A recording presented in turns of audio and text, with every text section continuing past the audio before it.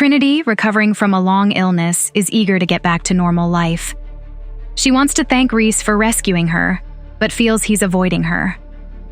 While exploring the mansion, she stumbles upon Reece playing the piano beautifully. They share a moment of musical connection, and Trinity reveals her own musical talents. However, their conversation quickly sours. Reece, plagued by insecurities and a past of hurt, lashes out at Trinity, mirroring her own past anxieties about their forced mating. He cruelly rejects her, leaving her heartbroken and confused. Will Trinity be able to forgive Reece's hurtful words? What is the source of Reece's deep-seated resentment, and why is he so afraid of intimacy? How will this misunderstanding impact their already fragile bond? Trinity had spent enough time lying around waiting for things to get better. She stood up and browsed the books, looking for something interesting to read. "Carter!" she squealed. "Oh, goddess, I missed you. Where have you been?" "Reece assigned me to some special pack business." "Sounds mysterious," Trinity beamed. "How are you feeling?" Carter looked at her warily. "I heard you were in a bad place." "It hasn't been easy." Trinity knew she could hide nothing from her cousin. "But I'm doing okay." "I'm sorry, Trin."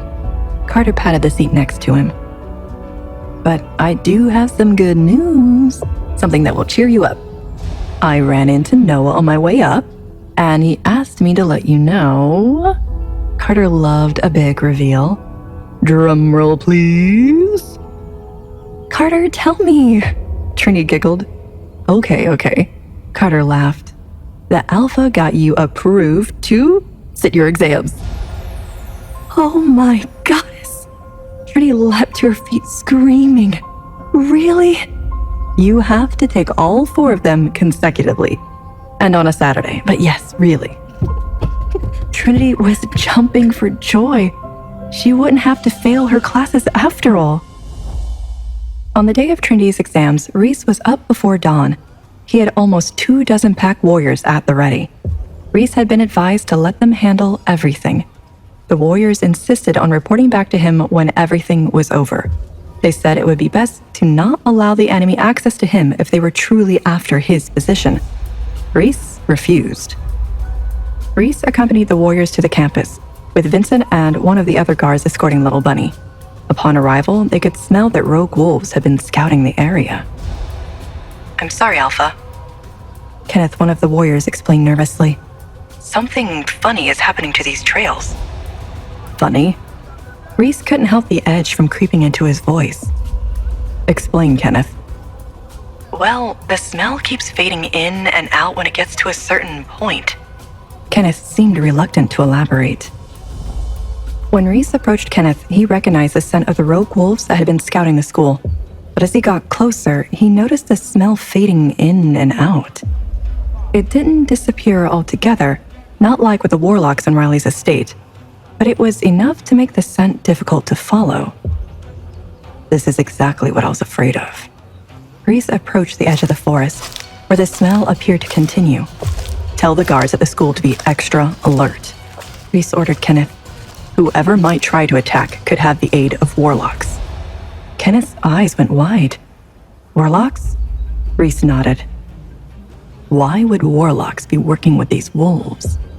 Are they rogues or from a pack? Are they trying to get to me? Or do they want my little bunny?" Reece's mind returned to the same suspicion that had been bouncing around in his mind since their visit to Riley's pack. Reece wondered if Trinity's mother was even aware that anything had happened at all, until she was surprised with the baby. But he couldn't ask her either. She was dead.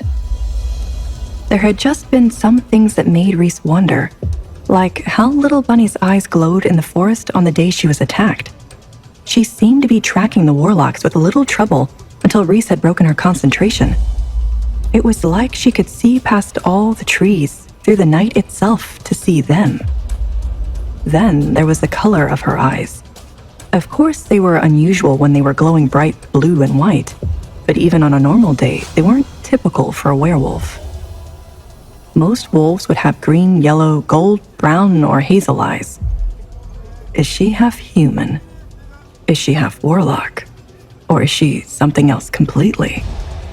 Reece had more questions than answers as he slowly tracked the scent of the wolves, moving with great care so he didn't lose it completely. Reece's entire body stood at attention. It was the scent of his beta, Reece's second in command, his cousin Caleb. He'd been in this area, and recently. What has Caleb been doing here? Reece followed the trail. Then Reece hit it. It was some kind of invisible barrier, but instead of stopping Reece in his tracks or making him bounce back, it cut off his senses. Not entirely, but he couldn't smell the wolf anymore. He could barely see the prints on the ground. He couldn't even hear his own breathing, ragged as it was from anger, frustration, and his sprint to find the rogue wolf. Something wasn't right here. Warlocks. How far will Reece go to save his Luna? Will Reece know the truth about the connection between the Warlocks and Trinity? Is there an enemy within Reece's own pack? Reece, driven by a fierce protectiveness for his Luna and his pack, delves deeper into the mystery surrounding the rogue wolves. The scent trail, however, leads him into an unexpected and dangerous territory, a realm shrouded in warlock magic.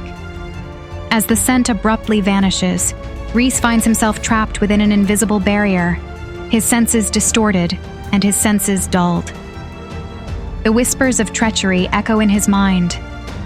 Is there an enemy within his own pack? And what secrets lie hidden within the depths of his Luna's lineage? Hey, I am Trinity. Want to know what happens next? Then click the link in the description below and download the Pocket FM app and listen to the exciting episodes of Chosen by Fate, Rejected by the Alpha,